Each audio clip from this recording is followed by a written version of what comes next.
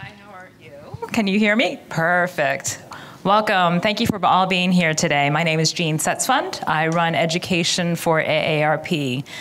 Just want to do a quick introduction of AARP before we get to the panel and the real stars for today.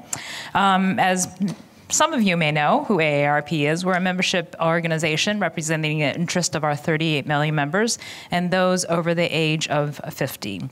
We are a mission-based organization where we actually fight for, through advocacy as well as equip through resources, our members as well as consumers at large. Most of you probably know us more so for our advocacy, or maybe the mail that you get from us when you get close to 50. What you may not know about AARP is that we're actually in all states. We have staff in every single state, 50 states in the 3 U.S. territories, supported by volunteers. And more so, we're actually working in community. Here's a couple of reasons why we're working in community. There, of course, is a great growing demand because of the aging of the country. Today, there are roughly about 46 million individuals over the age of 65. And by 2030, that number is going to grow to 73 million. Secondly, the vast majority of older adults actually want to stay in their home and communities as well. And thirdly, local communities are where the action's happening. That's where most of the change is actually occurring. And one of the things that we're actually learning through our polling, too, is that for once, we actually see boomers and millennials seeing eye to eye. And it's all about their home and communities. We all want basically the same things. We want safe, affordable housing and transportation options. We want opportunities to learn, support our families, enjoy our lives. And we also want governments that respond to our needs and ask for our input. So today, with AARP staff and volunteers, we're actually working in well over 300 communities, representing 76 million residents across the U.S. Many of these members are a part of what we call AARP's network of age-friendly communities. It's a network of municipalities that have committed to a 5-year process to take concrete actions towards improving their communities. These communities represent all different community types, from that of Los Angeles to New York, to those of many rural communities. In fact, roughly about a third of the communities in our network have residents under under 10,000.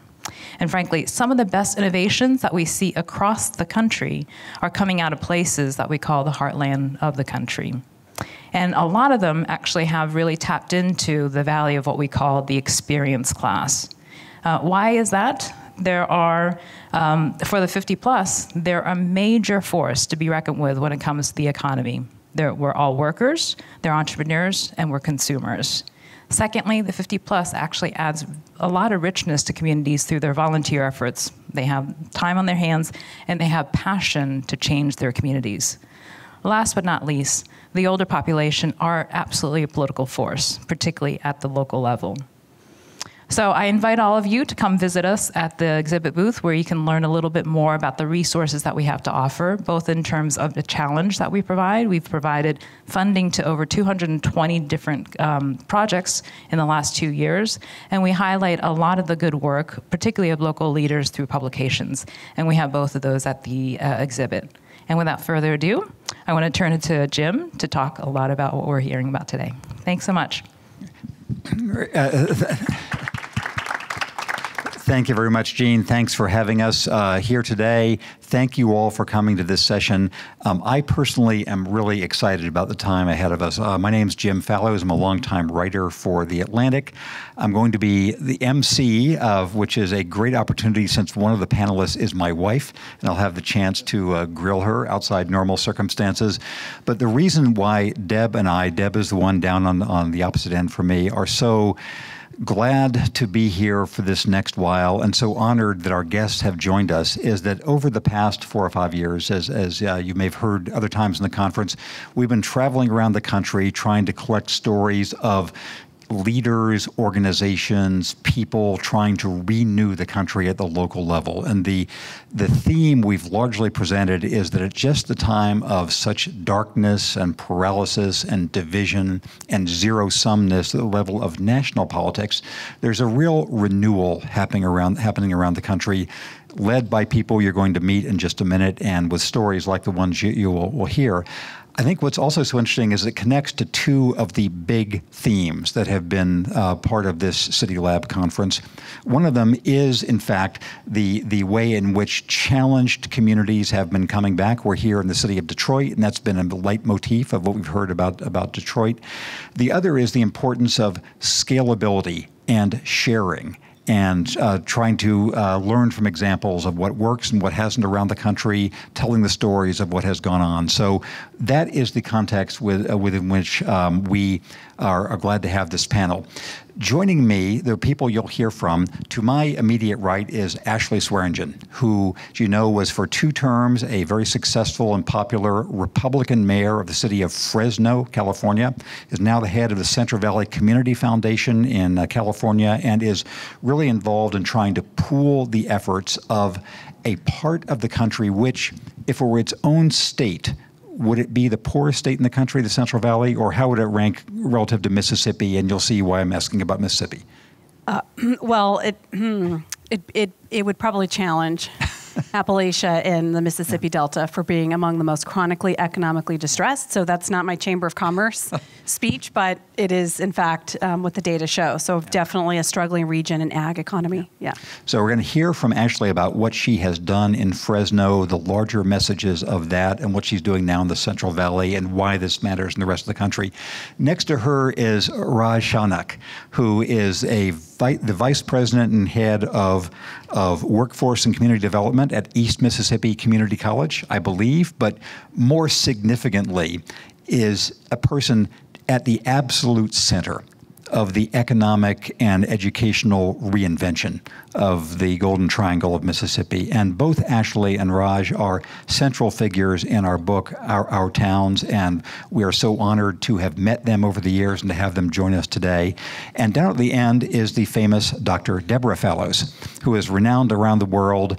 Her previous book before this one, Dreaming in Chinese, about what you learn about China by learning Chinese language, has the distinction of having been praised by Oprah and The New Yorker. So those are sort of the credentials that Deb brings. She's a professional linguist. She has been my partner for a very long time, including on this effort, and so we're delighted to have her here. And I'm going to ask her challenging questions, but you can hear Ashley and Raj first.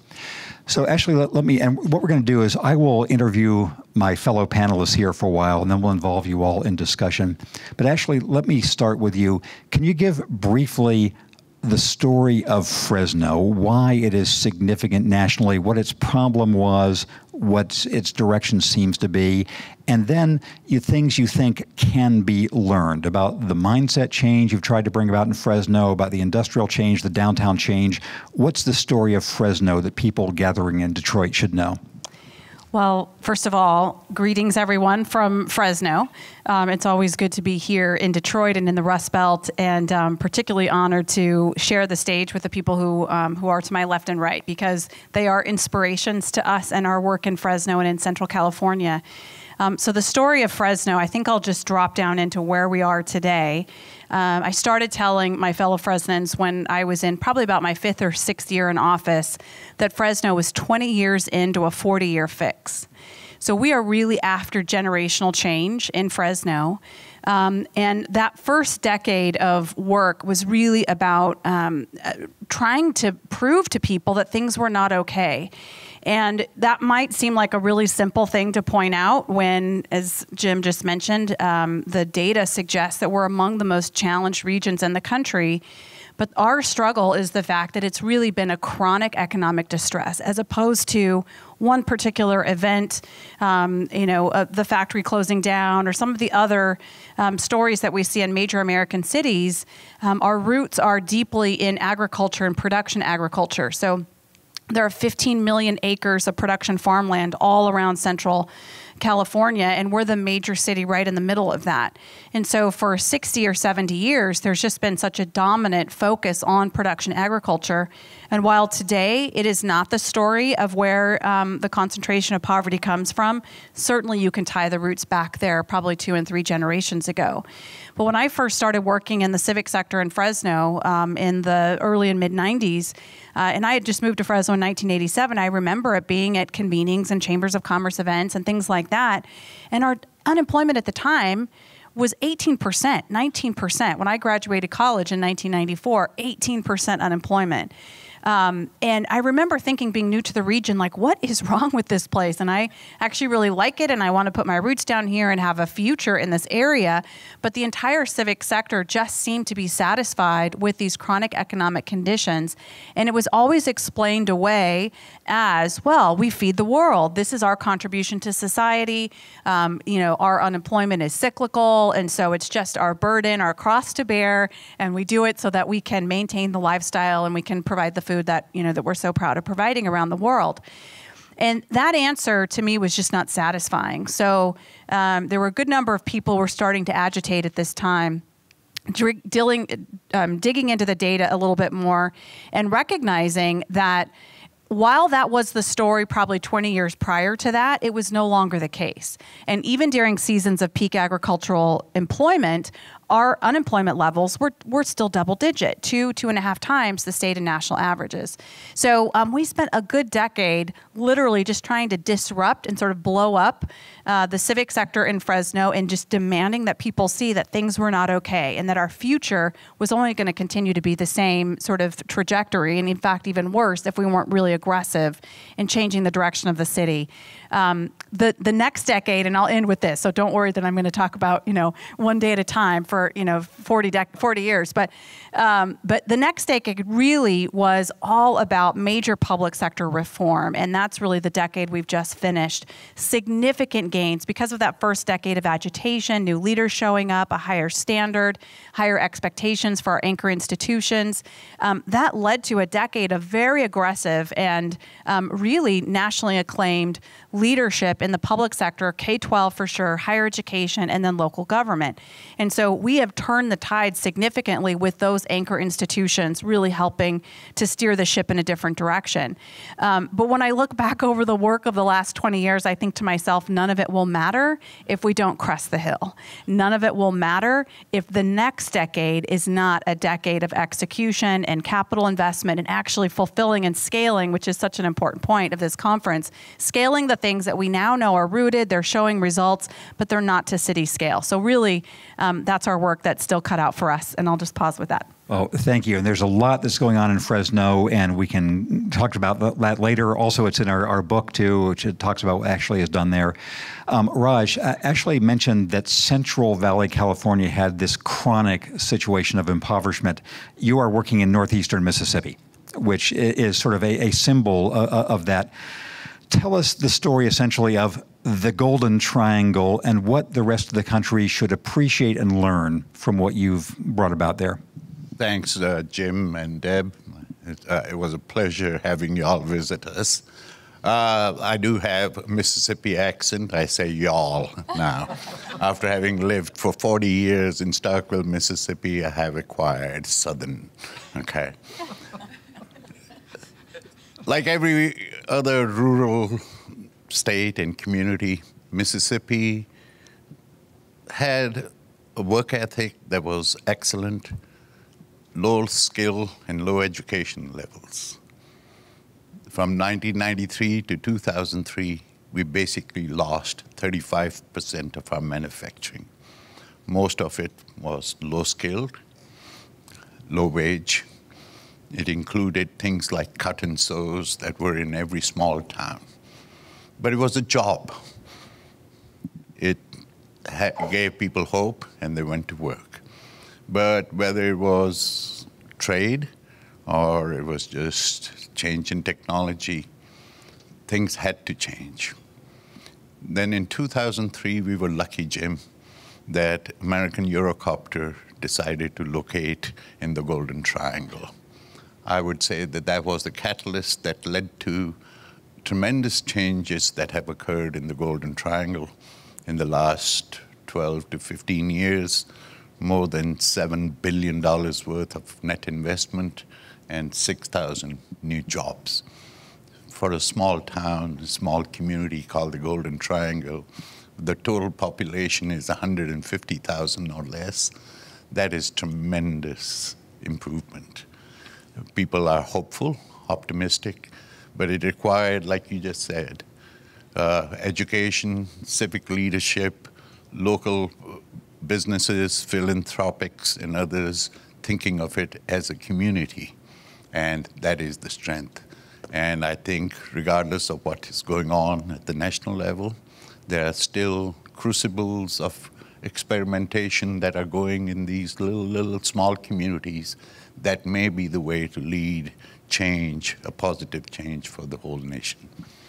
Thank you. And just one follow-up to ask you, Deb and I were impressed when we saw the factories for which you were training workers in Columbus and West Point and Starkville, the Golden Triangle of Mississippi, that it seemed to be really inclusive growth, that the entire sort of racial range and economic range of Mississippi was involved in the new industries you were bringing there. Absolutely, absolutely. And as a community college, not only was that our value, but that is the value of the business and industry. They want to be reflective of the population. And so also the local elected officials and state policies. So young and old, black and white, male and female. If you have the skill sets and there is the political and business climate to engage everyone, good things can happen. And that is what has happened in the Golden Triangle.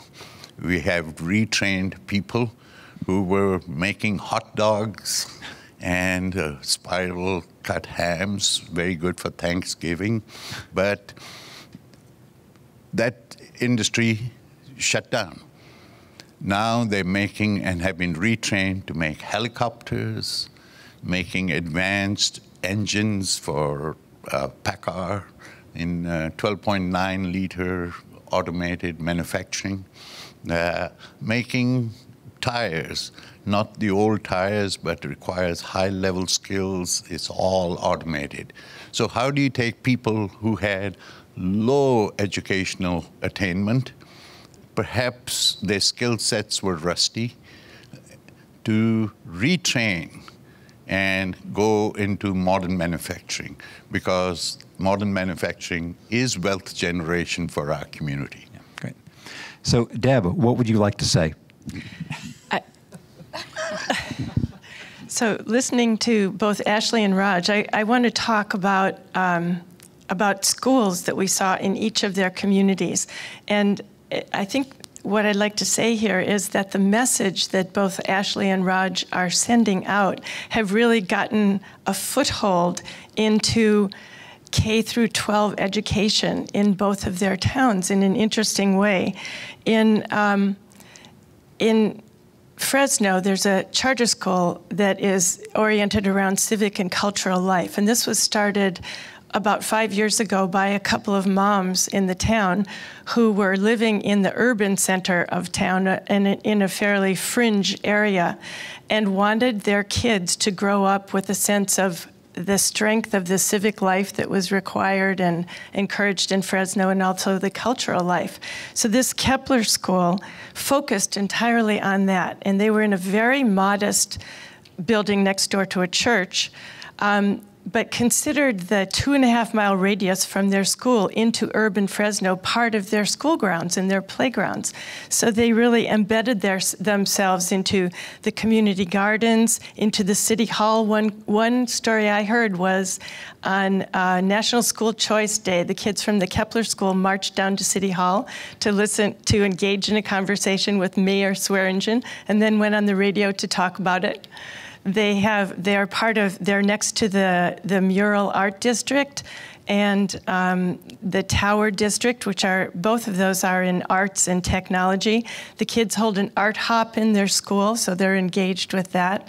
And they go to Bitwise in Fresno, which is an incubator of all kinds of young startups and learn basics there too. So they really have not only succeeded in their message, but they're growing these kids with a sense of where they fit into the community.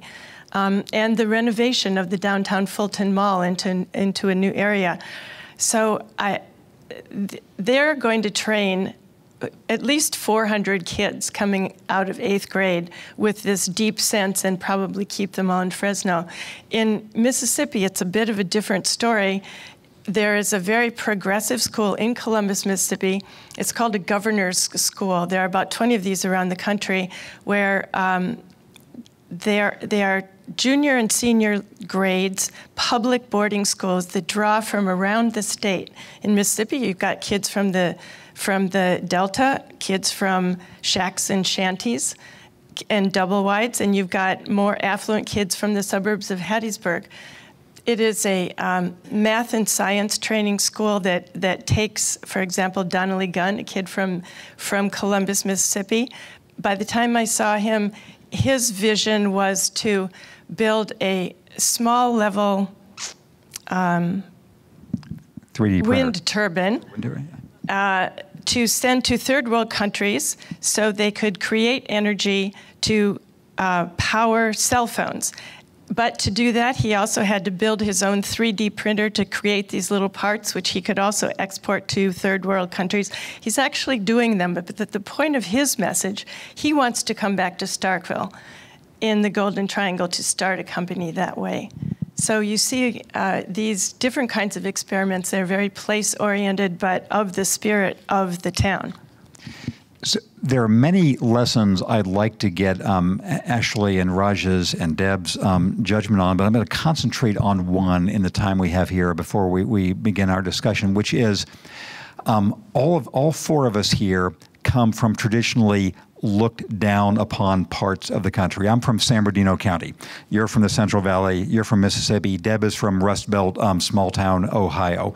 And something that I think you both have concentrated on in your respective areas is changing the mindset of your community, of people there. We have a joking reference into this in our book, going from Fresno to Yes, but more generally a sense that there's possibility that young people might want to go there, and it's a place not to flee, but to come back to. Tell us how you conceived of the change of mindset in Fresno, what other people could learn from that. Well, I'll tell you, a lot of hard lessons along that on that front. You know, if you would have asked me probably 20 years ago when I first started doing community and economic development work in Fresno, what's the biggest challenge? I would have said, without question, money. We need money. We need money from the state government. We need money from the federal government. We need dollars to invest in infrastructure. We need venture capital. I could have given you a laundry list. And while that's true, we certainly do need investment in our area. It wasn't until, I believe it was in early 2015, so that was my start of my 6th year in office, that I realized that in fact money flows after you first of all change your mind about your community, what you're becoming, number one. Number two, do the hard work of actually developing the detailed plans that can attract the financial capital, because money will always follow good, smart, well thought out plans. On the mindset front, I don't know why I didn't pick up on this earlier. I mean, I think sometimes ignorance is bliss, and I just kept running into one brick wall after another, and we'd find ways to scale them and blow them up and keep going. But I finally realized in that 6th year in office, we were pushing a significant downtown project, public works project, taking out an old pedestrian mall and restoring two-way traffic, and it's our historic Main Street, and there was a lot of drama that was around that project. We had to raise the money, which we got from federal and state grants, and had a ton of community input. And I was recognizing, I was at the point where we had everything ready to go, including the project paid for, and I didn't know if I could get my city council to say yes to the free money to do the project. And it was through that process that I realized that actually Fresnans' minds, and they were simply a reflection, by the way. My city council was reflecting the general public. They weren't, 7 bad people with, just like sort of rogue thinkers and actors. They were a reflection of Fresno. And Fresno was saying, why in the world would we still try to invest in our downtown? Don't you know we've moved past that? We've picked up and just keep moving north. And, we're pretty soon going to jump the county line, and the new downtown will be in our neighboring county. because there were so many failures along the way, promises made and then promises broken. And so Fresno could not get over that cynicism and that skepticism of the past. So I finally started just calling it out very directly. And I told Fresno, first of all, our native tongue in Fresno is skepticism. And we have, a cynical accent with that cynicism. So I called it out as much as I could as the spokesperson for the city. I referred to it in State of the City addresses. And I really just openly talked about the fact that, there were certainly mistakes in the past in our community, but to still hang on to that and to still point to that as our identity was really just a cover-up for fear. And that what we were on the precipice of, we were all afraid of being disappointed once again. And so when I just broke it down that way, like, look, we're afraid that we're going to try something and it's not going to work. Let's be honest about that. And let's get comfortable with the fact that, yeah, that's really what's going on. And then let's consider, do we want to stay where we're at? Because we know the outcomes we're going to get if we stay where we're at. Or is it worth the risk to try one more time, to try again and potentially fail? Because we had to be honest about, maybe it will fail, our new project in downtown. Maybe it won't be successful. But which is better, trying and failing or staying where we're at? That coupled with actually help from another prominent character in the Fresno chapter of the book, Jake Soberall, before he started Bitwise, was partnered with us at City Hall in doing living room meetings and small group meetings across businesses, across Fresno. We had about 1,000 people just sit in focus groups and talk about downtown and talk about, should we take another shot? And we actually called it our I Believe campaign. So we had 1,000 people watch a video and talk with friends and neighbors and ultimately conclude that it was worth the risk. So about 400 of those people showed up in mass on that really important day in February of, I believe it was in 2014 at that point, to press for the vote for the city council, which ultimately on a 5-2 vote, the city council determined to move forward. But it was that sort of just spade work and being honest as a community and really just calling out, like, what are our choices here? If we just do what we've been doing for the last 40 or 50 years, what do we think is going to happen? And let's weigh those consequences with taking a stretch and saying yes to this particular project and seeing what the outcomes are going to be and just pulling people along that way. But it was like this invisible thing that we couldn't get through. So I just started saying we have to change our minds to change our community. And ultimately that resulted in people feeling comfortable moving forward. Great, thank you. So Raj, you come from the part of the country traditionally most burdened by this sense of looking down on by the rest of the country and sense of failure. How have you addressed that as part of the Golden Triangle turnaround? Actually, it does take a village, however silly that may have sounded a few years ago because of the political implications.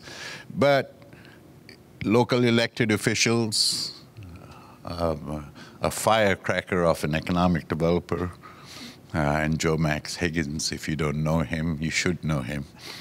Then everyone having this idea that if we can get together for an SEC football game and wear a maroon shirt and call it the Bulldogs, why can't we have that same kind of unity in improving the economic outlook for our region? I think one of the things was to bring everyone to the table, to make everyone feel that they were an important part of what needed to be done. Engaging people is probably the most important thing. So it happens at the most local level, whether it's supervisors or mayors, teachers, other community-minded people. To have theater and plays, who would have thought? But we could do that. Revitalization of downtown Columbus, now Starkville and West Point, to give that spirit of belonging, that this is mine, I belong here, and those kind of optimistic outlooks. We are a community college. Our mission is to serve the community. We don't care whether you have a 36 on your ACT or you have a 12 on your ACT. As long as you want to improve your skill sets improve your education and your knowledge, and are motivated enough to participate in this experiment we call the American Dream, we are there to help. So you have to be flexible, you have to be engaging, help people understand that there are opportunities and things that may not have been addressed to before. Secondary ignorance is probably the most difficult thing to get over. How do you tell somebody, traditionally I have done this, and hey, there are all these other opportunities and you can do it.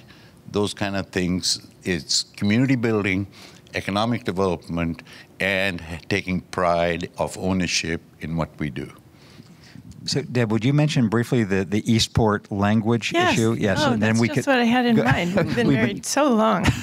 And then we'll have questions from all of you. This is a brief comment about just the importance of language, especially when we have such a terrible national vocabulary right now. How important it is that in these local communities, Fresno becomes Yes. The campaign is I believe. Mm-hmm. It's called the Golden Triangle. It is. These words are important. In Eastport, Maine, a tiny town of 1,400 people down east in Maine, the town collectively went on a linguistic campaign to eradicate the D words, deny, decline, despair, from the vocabulary and replace them with the re words, renovate, revitalize, rejuvenate.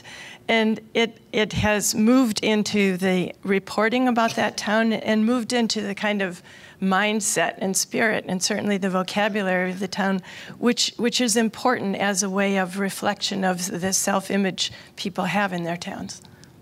So I'm going to invite questions from all of you. So I cannot see any of you, so I'm going to ask microphones just to magically appear someplace. If you have a question, please raise your hand and a microphone will come to you. If you do not have a question, I have many more. But yes, go ahead. And if you could tell us who you are, please. Hi, Todd Lassa with Automobile Magazine. Question for Ashley. You mentioned that the council vote to accept the federal money for the revitalization project was 5-2, and you talked about the kind of the skepticism. Was that what did the two opponents have that skepticism? Was there something else going on politically? And if you could also describe a little bit the project itself. Were you getting rid of a big mall and replacing it with smaller stores, or what's the physical landscape? Sure. As best I can recall, which mayors have the next day you forget the pain. It's like childbirth. You get your council vote and you move on and learn to wash off what the opposition has said, because it is always political, 100%. I mean, that's, so, but as best I can recall, it wasn't like the whole town was in an uproar about whether or not to move forward with this project, but there was enough of a sort of low roar about it that it felt like a risky political vote. And so one council member said his reason was because there was some public art involved that needed to be moved, and he sort of said that he was siding with the arts community, some in the arts community who were opposed to taking out the mall in general. But I think it was really more just the overall skepticism about saying yes to a downtown project. And the other, honestly, I can't remember, I think. So his opposition must have been, pretty low key. But remember, this was in 2014, I think our last really intense and difficult city budget. Fresno nearly went bankrupt. We were one of the large cities in America that were predicted to go bankrupt. We didn't. But we had to make some very aggressive choices and some aggressive cuts from 2009 to 2013. And so a lot of it was, well, in the middle of having, had to attrit personnel and all these sorts of things, why would you make this leap of faith and do something in one of the largest, most deteriorated downtowns in all of America? And so that's why, I mean, there were a lot of good answers to that question, but that was kind of the backdrop. The project itself, so Fresno's Fulton Mall was put in 1964. It was the second pedestrian mall in the United States to be installed and among the last to be taken out. If I remember correctly, there were, gosh, a good 4 or 5 dozen pedestrian malls, pardon me, far more than that, almost 300 pedestrian malls in the history of the sort of urban renewal movement of the 1960s and 70s. Fresno was an early adopter, and I really kind of mark the 60s as the turning point. Whatever was going on then, things seemed to go south pretty fast after that. But we saw this, we were trying to stop suburban sprawl, and we were having the retail move out of the downtown core to the suburbs and to the periphery, and that was moving the town outward. So in a last-ditch effort to save the downtown, looking back on it, these were people who were fighting desperately for their downtown, but they chose a solution that ended up in Fresno. We're like, hey, let's just do everything full out, right? So pedestrian malls were seen to be a good idea at the time. We built the longest and the largest one. So we made sure to block access to as many of the storefronts as possible. Victor Gruen was the architect who designed the plan. It was only partially implemented. It's a good long mile of a pedestrian mall along our historic buildings. So we still have a really beautiful skyline in Fresno, but the buildings, by the time we ended up doing the project, like these buildings were almost entirely vacant. The ground floors were all vacant, and so anyway, so that was the project, restoring two-way traffic. But in the middle of it, we have this $5 million collection of public art that's absolutely beautiful. One of the pieces is a Renoir. It is, there's only 5 castings of this particular statue in the entire world. And in Fresno, it's publicly accessible, parked in front of Payless shoe stores and like Donut Nation. And people would graffiti the washerwoman. They would walk up to her and put their cigarettes out on the, it's a Renoir. It's the only one. I mean, all the others in the world are behind glass.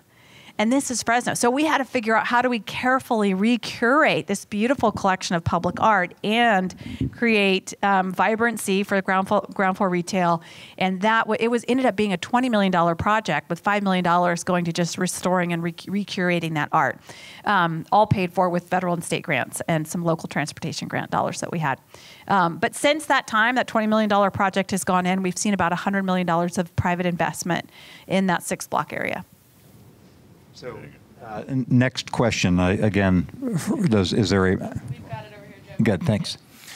Hi, Joe Marks with the Robert Wood Johnson Foundation. And for Ashley and Raj, I'm really interested in sort of this moment where this shift happens in community spirit. We spend a lot of our time also going around, I call telling stories of solutions and hope.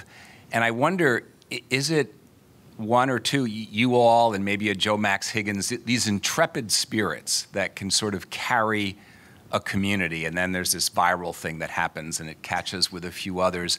I don't know if there's an anecdote or what you think, because I think it's so inextricably linked to the economic development piece. You've got to have this sense of this spirit that we can do it. And do you have sort of any more insights? Is it a person's? Is it something else, that secret sauce that happens in that moment? So Raj, why don't you start on that? I mean, the great man theory obviously has been debunked many a time over, but I'm going to tell you it does work.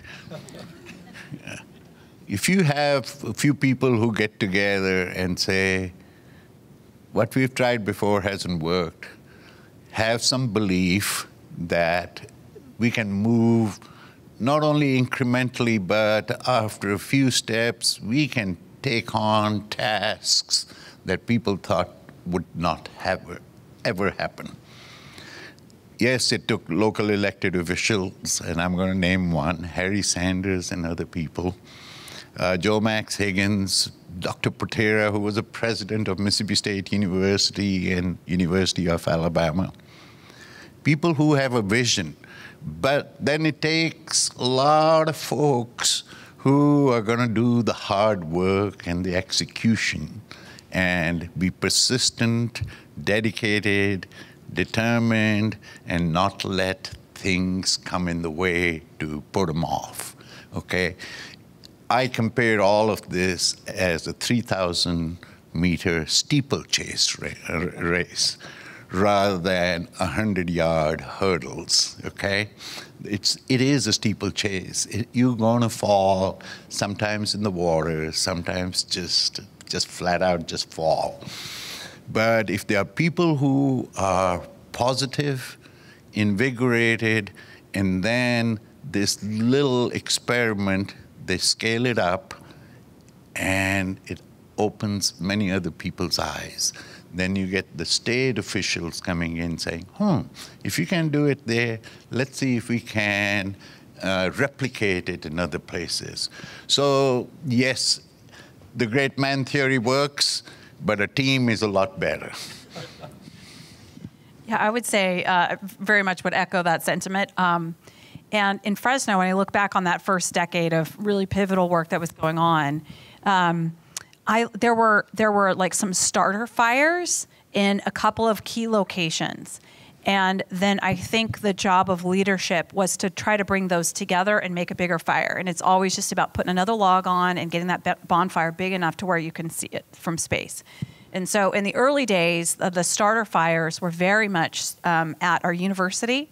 So John Welty, president of Fresno State, not from the region. And interestingly, it was typically people who weren't always from Fresno that seemed to see its potential. So he used the resources of the university, coupled with our CEO roundtable, the Fresno Business Council, like that kind of steward leadership, academic business set was gathering and creating some momentum. But then the other community was really the arts community. And what I've come to appreciate is that you can go into any community, and if you want to assess what's really happening there, find the artists. And if you can't find them, that's an indicator. If you can find them, listen to what they're writing, listen to what they're singing, look at what they're painting and reflecting. They are emanating the heartbeat of that community. Whether or not the community realizes it is a whole nother story. So after the Richard Florida stuff and all the hot jobs, cool cities, all that kind of work was happening and going on in the early 90s, that actually created some momentum in our arts community. And Fresno really was not well known for arts prior to that. But the artists found one another. Graphic designers found each other. They started to coalesce. They started a listserv. You guys remember listservs? And it became this this group of about 1,000 people who were every day, because art is such a reflection of place. It sort of morphed into what is this place and why don't we have a downtown and why aren't we cultivating entrepreneurs and that sort of thing. And so as an economic development professional at the time working for the university, I was both in this university business council world and also had a high value for the people who were talking about the next economy, the new economy, and who weren't rooted in the past, and those were the artists. So I think my team and I at City Hall just were good at bringing all that together and recognizing that it was a now moment, that there was a small opening. And my predecessor, Mayor, he and I could not be more opposite in many ways, but in a lot of ways we have kindred spirits. But he was dead set on Fresno was going to experience renewal and revitalization. He just wasn't really clear on the sort of what needed to happen for, all of the details of that. And so I knew I had to follow him because he had placed a hold in people's minds that maybe Fresno could be different. And I saw that these ingredients were out there and it just needed a recipe. So yeah, it was timing and being really in tune with what's actually happening and then facilitating, bringing that together. And that's really just one small part of the story. There's so many other facets of leadership, I think, in Fresno that are the whole picture. So as long as nobody cares as to who gets the credit, it's an important thing that it's a shared responsibility and people are in it together. It is when people start worrying about who's going to get the credit for it.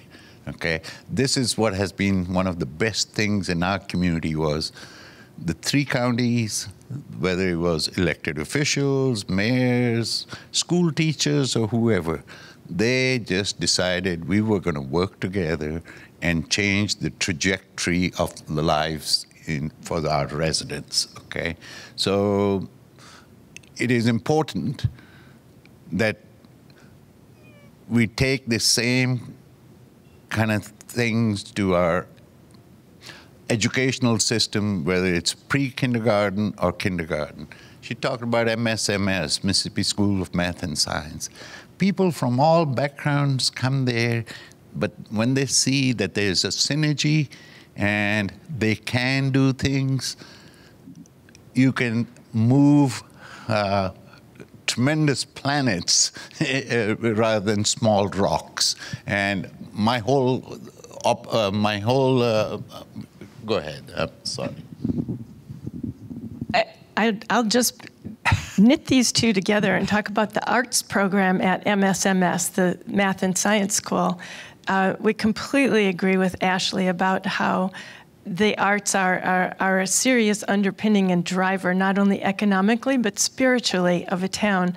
And this Math and Science School in Columbus, Mississippi has a really strong social science and humanities program as well, where the high school kids look to the racial past of their town in Mississippi. And the short story is they go out to the cemeteries and research and do the history on people who have been buried there and do recreations of the times and of the era, and invite the citizens of the town to the cemetery to watch these musical performances, and gets everyone talking about the history of that town and how it feeds into the current issues of the town, and what just getting people started in addressing things is how the arts and the schools and the kids can all work together. It's not just STEAM, it's not just STEM, but we need to add the A in it to make it the STEAM.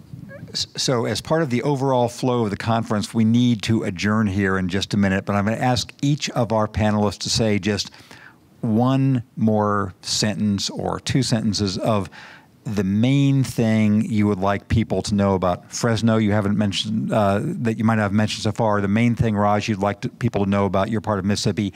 And Deb, the main thing you would like to say. So Ashley, the main other point about Fresno people should know. The main other point about Fresno that people should know is that almost 2/3 of our city's population is under the age of 35. Fresno is one of the fastest growing cities in California and in the nation.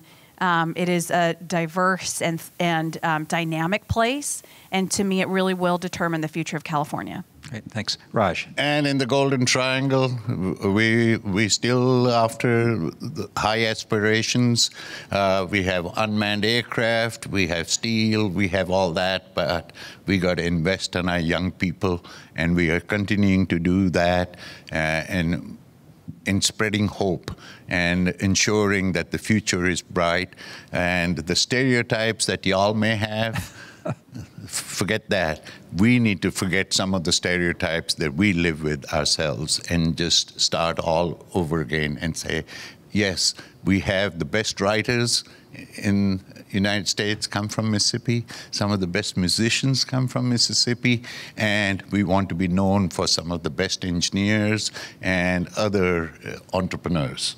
Deborah, final word from you. Final word is that two of the reasons that Jim and I are telling all these stories are to say that these are not isolated stories. They're examples of what towns are doing from California to Mississippi to Maine to South Dakota, everywhere in the country that we have been and seen so far, and to encourage imagination that there's some idea from Fresno or some idea from the Golden Triangle that people can take back to their town and have it apply in a way that works in their place.